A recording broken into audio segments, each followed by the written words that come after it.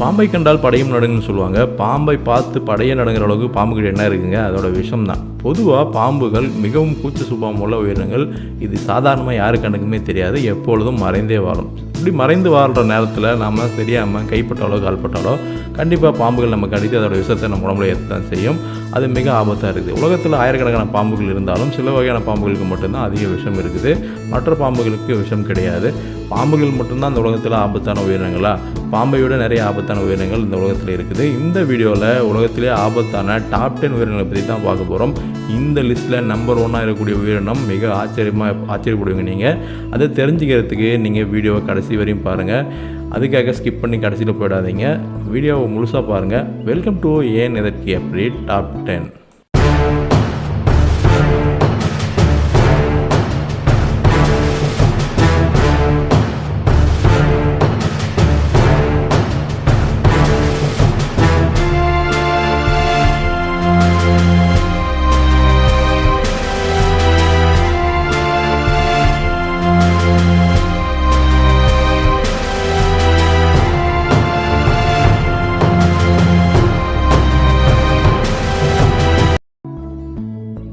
உலகத்திலே ஆபத்தான டாப் 10 உயிரினங்களை பற்றி பார்த்துட்டு இருக்கோம். இதில் 10வது இடத்துல இருக்கக்கூடியது பாக்ஸ் ஜெல்லி மீன்.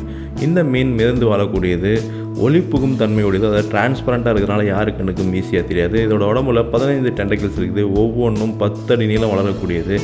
இந்த டென்டக்கிள்ஸில் கடிக்கும் தன்மையுடைய nematocysts ஸ்டிங்கிங் செல்ஸ் இருக்குது. இது கடிச்சதுன்னா இதயம் மற்றும் நரம்பு மண்டலத்தை பாதிக்கும். இதுக்கு விஷ முறிவு மருந்து எதுவும் இல்லைன்றதுனால இது கொஞ்சம் ஆபத்தானதான். கடிப்பட்டவர்கள் கடற்கரைக்கு வந்து சேர்றதுக்கு முன்னாடியே நீரில் மூழ்கி இறந்து போயிடுவாங்க. உயிர் பிழைச்சா கூட சில வாரங்களுக்கு கடுமையான வலி இருக்கும். கடித்த இடத்துல தழும்புகள் அதிகமாக இருக்கும். இது எங்கே இருக்குது அப்படின்னா ஆஸ்திரேலியாவோட வடக்கு கடற்கரையோரங்களில் இது இருக்குது. இந்த லிஸ்ட்டில் 9வது இடத்துல இருக்கக்கூடியது இந்தியன் சாஸ்கேல்டு வைப்பர். இந்தியாவில் இருக்கக்கூடிய ஒரு வகையான கட்டு விரியன் பாம்பு தான். விதி முடிந்தால்தான் விரியன் கடிக்கும் என்பது தமிழ் பழமொழி. உலகில் பாம்பு கடிப்பட்டவர்களில் அதிகமாக இந்த பாம்பால் கடிப்பட்டவர் தான் அதிகம். இந்தியா மட்டுமல்லாமல் பக்கத்து நாடுகள்லேயும் இந்த பாம்பு பரவலாக காணப்படுது. இந்த பாம்பு பொதுவாக இரவு நேரங்களில் தான் வெளியே வந்து அது ஒரு உணவு தேடிக்கும். இந்த பாம்பு ஒரு வகையான ஒலியை எழுப்பக்கூடியது. இதோட தோள்கள் சுரசுரப்பாக இருக்கிறதுனால அந்த ஒரு வகையான ஒலி நமக்கு கேட்கும். அதை கேட்டு நம்ம கொஞ்சம் கவனமாக இருந்துக்க வேண்டியதுதான். அப்படி தெரியாமல் இந்த பாம்பு பக்கத்தில் மிதிச்சிட்டோம்னாவோ கண்டிப்பாக இது நமக்கு அடித்து உடம்புல விஷத்தை ஏற்றிடும்.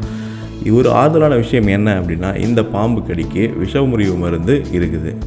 லிஸ்ட்டில் 8வது இடத்துல இருக்கக்கூடியது பஃபர் ஃபிஷ். இது ஒரு வகையான மீனுக்கு கூட விஷம் இருக்குதுன்னா கண்டிப்பாக இருக்குது. முள் உடலுடன் கூடிய உப்பிய ஒரு தவளை போன்று இருக்கும் இதோட தோற்றம். இது பார்க்கறதுக்கு சாதாரண மீன் மாதிரி தான் இருக்கும். ஆபத்தான நேரங்களில் இது உடல் உப்பி ஒரு பந்து மாதிரி ஒரு முள்ளமொன்றி மாதிரி மாறும். இதை நீங்கள் நிறைய வீடியோக்களில் பார்த்துருக்கலாம். இது பூமியின் 2வது விஷத்தன்மை வாய்ந்த முதுகெலும்புள்ள உயிரினம். டெட்ராடாக்சின் எனப்படும் ஒரு நியூரோ டாக்சின் இதோட தோள்களில் இருக்குது. இந்த வகை மீன்களை நீங்கள் உணவாக சமைக்கும் போது அதோட தோல், ஈரல், கிட்னி போன்ற பாகங்களை நீங்கள் தவிர்க்கணும். அது ஏன் அப்படின்னா அதோட உடம்புல இந்த விஷம் இருக்குது. அதனால தான் இந்த மீன்களை சமைக்கிறதுக்கு தனித்தன்மை வாய்ந்த சமையல் நிபுணர்கள் மட்டும்தான் சமைப்பாங்க. இந்த வகையான மீன்கள் ஜப்பான் நாடுகளில் உணவாக சமைக்கப்படுது. அப்படி சமைச்சா கூட நிறைய பேர் இந்த விஷம் சாப்பிட்டு இறந்து போகிறது ஒவ்வொரு வருடமும் நடந்துட்டு தான் இருக்குது. இதோடைய விஷம் எவ்வளோ கொடுமையானதுன்னு கேட்டிங்கன்னா ஒரு சயனைடோட 1200 மடங்கு அதிக விஷத்தன்மையுடையது. இது எங்கே அதிகமாக வாழுது அப்படின்னு பார்த்தீங்கன்னா ஜப்பான், சீனா மற்றும் பிலிப்பைன்ஸ் போன்ற நாடுகளில் அதிகமாக இது காணப்படுது. லிஸ்ட்டில் 7வது இடத்துல இருக்கக்கூடியது பிளாக் மாம்பா. ஒரு வகையான பாம்பு. ராஜநாகம் போன்ற அதிக விஷத்தன்மையுடைய பாம்புகள் பற்றி நீங்கள் கேள்விப்பட்டிருப்பீங்க. ஆனால் அதை விட ஆபத்தானது தான் இந்த பிளாக் மாம்பா. இதுக்கு காரணம் என்னென்னா இதோட வேகம் தான். மணிக்கு 12.5 மைல்களுக்கு வேகம் போகக்கூடியது, வேகமாக வந்து கொத்தக்கூடியது. இருந்தாலும் இது உயிர் பலம் உள்ள நேரங்களில் மட்டும்தான் நம்மளை கொத்துமே தவிர மற்ற நேரத்தில் நம்மளை தாக்காது. ஒரு முறை கடித்தா 10 நபர்கள் வரையும் கொல்லக்கூடிய திறன் இதுக்கு இருக்குது.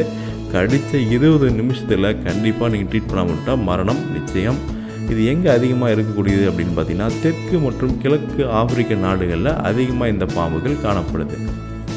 இந்த லிஸ்ட்டில் 6வது இடத்துல இருக்கக்கூடியது சிட்னி ஃபுனல் வெப் ஸ்பைடர். இது ஃபுனல் வடிவ சிலந்தி வலையை பின்னக்கூடிய ஒரு உயிரினம். இந்த உயிரினம் இந்த சிலந்தி கடிச்சது அப்படின்னா மனித நரம்பு மண்டலத்தை செயலிழக்க வைக்கக்கூடியது. கடித்த 30 நிமிஷங்களுக்குள்ள உயிரிழப்பு கண்டிப்பாக ஏற்படும். இது மனித நகம் மற்றும் காலணிகளையே துளைத்து கடிக்கக்கூடியது, அவ்வளோ வேகமாக இது கடிக்கக்கூடியது. இது எங்கே அதிகமாக காணப்படுது அப்படின்னு பார்த்திங்கன்னா ஆஸ்திரேலியா மற்றும் டாஸ்மேனியா போன்ற நாடுகளில் அதிகமாக காணப்படுது. இந்த லிஸ்ட்டில் 5வது இடத்துல இருக்கக்கூடியது ஸ்டோன் ஃபிஷ். மனிதர்களுக்கு தெரிந்த உயிரினங்களில் விஷத்தன்மை அதிகம் கொண்ட மீன் இதுதான். பாறை போன்ற இருப்பதனால இது சாதாரணமாக நம்ம கவனிக்க மறந்துடுவோம். கடலில் மூழ்கி ஆராய்ச்சி செய்பவர்கள் இதன் மீது தெரியாமல் காலை வச்சுட்டாங்கன்னா அவங்க உடம்புல இந்த மீன் விஷத்தை ஏற்றிடும். நீங்கள் எவ்வளோ வேகமாக எவ்வளோ அழுத்தத்தோடு நீங்கள் அந்த பாறை மீன் மீது காலை வைக்கிறீங்களோ அந்த அளவுக்கு அதிகமான விஷத்தை உங்கள் உடம்புல ஏற்றிடும்.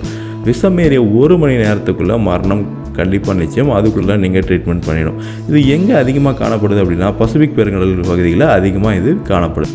இந்த வரிசையில் 4ஆம் இடம் பிடித்திருக்கக்கூடிய உயிரினம் எதுனா சால்ட் வாட்டர் குப்படைகள், உப்பு தண்ணீர் முதலைகள். பேர் தான் உப்பு தண்ணீர் முதலையை தவிர இது உப்பு தண்ணீர் மட்டும் இல்லாமல் நன்னீர்லையும் வளரக்கூடியது.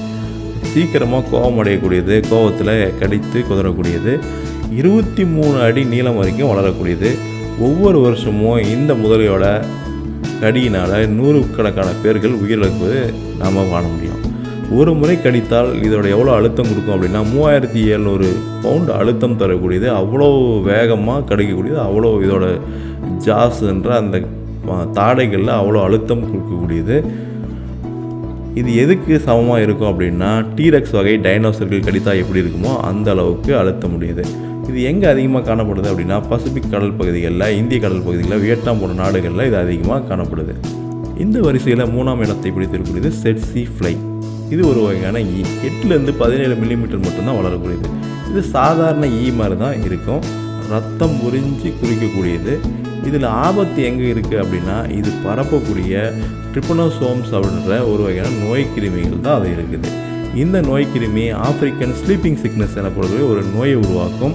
இந்த நோய் வந்தவர்கள் நடத்தையில் மாற்றம், ஸ்திரத்தன்மை இல்லாமல் போயிடும். இந்த மாதிரி தீவிரமான விளைவுகளை அது ஏற்படுத்தக்கூடியது. கவனிக்காமல் விட்டால் இது இறப்பை உண்டாக்கும். அதனால தான் இது ஆபத்தான உயிரினங்களில் 3ஆம் இடத்துல இருக்குது. இந்த ஈ எங்கே காணப்படும், அதிகமாக காணப்படும் அப்படின்னா சூடான், காங்கோ மற்றும் அங்கோலா போன்ற நாடுகளில் இது அதிகமாக காணப்படுது. இந்த லிஸ்ட்டில் 2ஆம் இடத்தை பிடித்திருக்கக்கூடியது ஒரு ஆச்சரியமான உயிரினம் தான். புலி, சிங்கம்லாம் இருக்கும்போது அதை விட ஆபத்தான உயிரினமானால் கண்டிப்பாக ஆபத்தான உயிரினம் தான். என்ன அது அப்படின்னு கேட்டிங்கன்னா கொசு. 3000 வகையான கொசுக்கள் இருக்குது. நமக்கு தெரிஞ்ச ஏடிஸ், அனோஃபிலஸ், கியூலக்ஸ் இந்த மாதிரி முக்கியமான நிறைய கொசுக்கள் பற்றி நமக்கு தெரியும். இது ஆபத்து எங்கே இருக்குது அப்படின்னு கேட்டிங்கன்னா இது பரப்பக்கூடிய நோய்கள் இருக்குது. மலேரியா, சிக்கன் குனியா, எல்லோ ஃபீவர், யானைக்கால் நோய், டெங்கு இது மாதிரி அதிகமான வைரஸ் நோய்களை பரப்பக்கூடியது இந்த கொசு.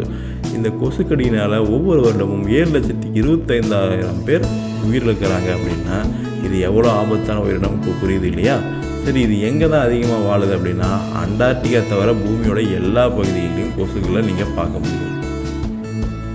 உலகின் ஆபத்தான டாப் 10 உயிரினங்களை பற்றி பார்த்துருக்கோம். இந்த லிஸ்ட்டில் முதல் இடத்தை பிடித்திருக்கக்கூடிய அந்த உயிரினம் இது. இந்த சுவாரஸ்யமான கேள்விக்கு தான் நீங்கள் எவ்வளோ நேரம் வெயிட் பண்ணிட்டுருக்கீங்கன்னு நினைக்கிறேன். அந்த கேள்விக்கான பதிலை இப்போ நம்ம பார்த்துடலாம். எது அந்த உயிரினமாக இருக்கும்? போட்டி, பொறாமை, வஞ்சகம், சூழ்ச்சி, துரோகம் செய்து தன் சக உயிரினத்தையே கொல்லக்கூடிய உயிரினம் இது. தானே எல்லைகளை வகுத்து தானே எல்லைகளை கடந்து தன் சக உயிரினத்தையே இது கொன்று குவிக்கும். இந்த உயிரினத்தால் தன் சக உயிரினத்துக்கு மட்டுமல்லாமல் மற்ற உயிரினங்களுக்கும் இதால் ஆபத்து. உயிரினங்கள் மட்டும் இல்லைங்க, உயிரற்ற பொருள்களுக்கும் இது ஆபத்து. காற்று முதல் ஆகாயம், நீர் முதல் கடல், மலை முதல் பூமி, அனைத்து உயிரினங்கள், உயிரற்ற பொருள்கள் எல்லாத்துக்குமே இந்த உயிரினத்தால் ஆபத்துங்க. அப்படிப்பட்ட மோசமான உயிரினம் எதுவாக இருக்குன்னு நினைக்கிறீங்களா? அது மனிதனை தவிர வேறு யாரும் இல்லை. உலகின் ஆபத்தான உயிரினங்களில் நம்பர் 1 இடத்தில் இருக்கக்கூடிய இந்த உயிரினம் எதுனா மனிதன் தான் தன் சக மனிதனை கொள்கிறான். மற்ற உயிரினங்களை வகைத்தொகை இல்லாமல் கொண்டுட்டுருக்கான், இயற்கையை அழிக்கிறான். எல்லாமே செய்யக்கூடிய ஒரு மோசமான மிகவும் ஆபத்தான உயிரினம் மனிதன் தான். ஒவ்வொரு 10 ஆண்டுகளுக்கும் 1.5 கோடி முதல் 100 கோடி மக்களை போரினால் மட்டுமே கொல்லக்கூடியவன் மனிதன் மட்டும்தான். மற்ற எந்த உயிரினங்களுமே தன் சக உயிரினத்தை கொள்ளாது. மற்ற உயிரினங்களை உணவுக்காக கொல்லக்கூடிய உயிரினங்கள் இருக்குது. தன் சக உயிரினத்தையே கொல்லக்கூடிய ஒரே உயிரினம் மனிதன் மட்டும்தான். மனித இனத்தை மட்டும்தான் தன் இனத்தை மட்டும் இல்லாமல் அனைத்து உயிரினங்களுக்கும், உயிரற்ற பொருள்களுக்கும் ஆபத்தான உயிரினமாக இருக்கிறான். அப்போ இந்த கேள்விக்கான இந்த டாப் 10 உயிரினங்களில் மிகவும் ஆபத்தான உயிரினம் மனிதன் தான். இதே போன்ற சுவாரஸ்யமான வீடியோக்களை பார்க்க மறக்காமல் இந்த சேனலை சப்ஸ்கிரைப் பண்ணி கீழே இருக்கக்கூடிய பெல் ஐக்கனை ப்ரெஸ் பண்ணுங்கள். இந்த வீடியோ உங்களுக்கு பிடிச்சிருந்தா கண்டிப்பாக எல்லாருக்கும் ஷேர் பண்ணுங்கள், லைக் பண்ணுங்கள். உங்களுக்கு ஏதாவது கேள்விகள் கருத்துக்கள் இருந்தால் கீழே கமெண்ட் பண்ணுங்கள். இதே மாதிரி மற்றொரு சுவாரஸ்யமான வீடியோவில் சந்திக்கலாம். நன்றி.